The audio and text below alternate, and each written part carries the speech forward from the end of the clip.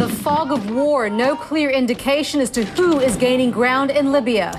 As rebel fighters push into Gaddafi's strongholds, they're met with resistance, and until victory is declared, the country is at a standstill. Hello, it is 12 noon in Bani Walid. It's 3 a.m. in Los Angeles. I'm Monita Rajpal. And I'm Zain Verjee. You're watching CNN, the world's news leader, and this is World One live Gun from London. battles, rocket fire, and all-out chaos as the fight for key Libyan cities intensifies. There are reports Gaddafi loyalists have seized a group of foreign fighters. The claims come from Musa Ibrahim. He's the spokesman for the former Gaddafi regime. He spoke to a Syrian-based broadcaster and said 17 foreigners had been captured in the city of Bani Walid. He described them as mercenaries, saying most were French, but there were also 2 Britons, 1 Qatari, and possibly 1 other Asian. The Taliban in Pakistan says it was behind a deadly attack at the home of a senior policeman in Karachi. A car packed with explosives blew up as the driver rammed it into the house.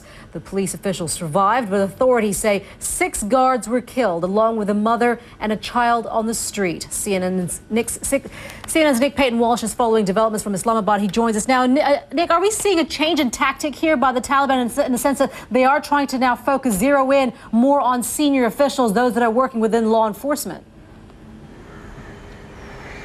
I think we've seen in the last few months that happen on a couple of occasions, though it has been a tactic in the past. Certainly today, remarkable though, because of what seems to have been the size of this blast. Neighbours thinking they'd heard an earthquake as their windows were blown out, we're told. Payton-Walsh there in Islamabad, thank you. You're watching World One live from London. For months, the world's been talking about him. Yeah, but what does Dominique Strauss-Kahn have to say for himself? The former IMF boss speaks out for the first time about the sex scandal that cost him his job. Well, from one sex scandal to another, newspapers in Italy are reproducing transcripts of phone calls in which 11 women are alleged to have lined up outside the Italian Prime Minister's door waiting to have sex with him. But 3 were apparently destined for disappointment. That's because Silvio Berlusconi reportedly said he could only manage 8 of them.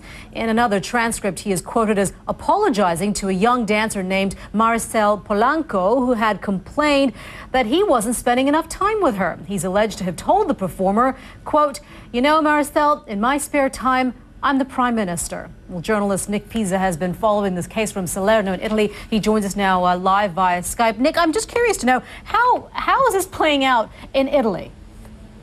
Good morning to you. Well, it's certainly, as you said, they're getting quite a lot of coverage both in the print media and on the TV. Pages and pages of wiretaps are being transcribed, and the Italians. So is that would be the, I guess, the camel that broke the proverbial, the straw that broke the camel's proverbial back, in the sense that it would take the fact that it's federal funds that are being used for these alleged hookers or these alleged parties that have taken place, not the fact that, not his moral attitude, if you will.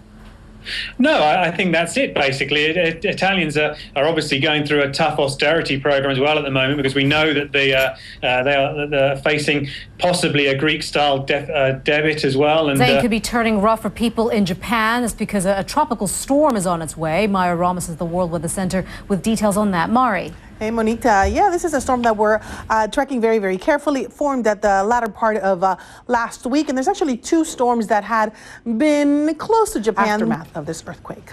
Back to you. Thanks, Mari. You're watching World One live from London.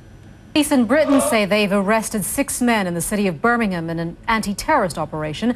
They were all detained overnight on suspicion of the commission, preparation, or instigation of an act of terrorism in the UK. A woman was also arrested on suspicion of failing to disclose information which might prevent an act of terror. Sajjan Gohal is Director for International Security at the Asia Pacific Foundation. He joins us now. What more do we know about this? And I guess it again brings to light the issue that continues to cloud over Scotland Yard, is the issue of homegrown terrorism.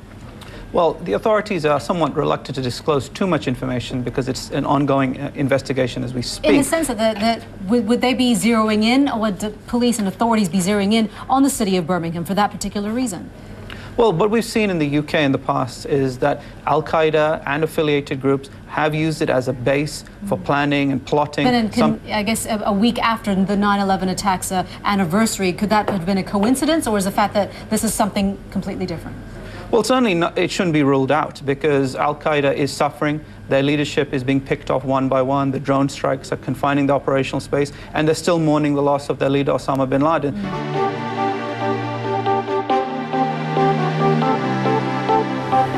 Welcome back. No action at the Rugby World Cup today. That's all we have to say in sport. I'm kidding. Alex Thomas joins us now with much more after actually quite an exciting weekend in tennis. No, I'm crestfallen there. Sorry. You know, it is, and it's a bit of a controversial start to this sports update because there's been another wave of dissent. Teenage prodigy, Monita. Yeah, decades ago. Thanks for that, Alex. Appreciate it. Okay.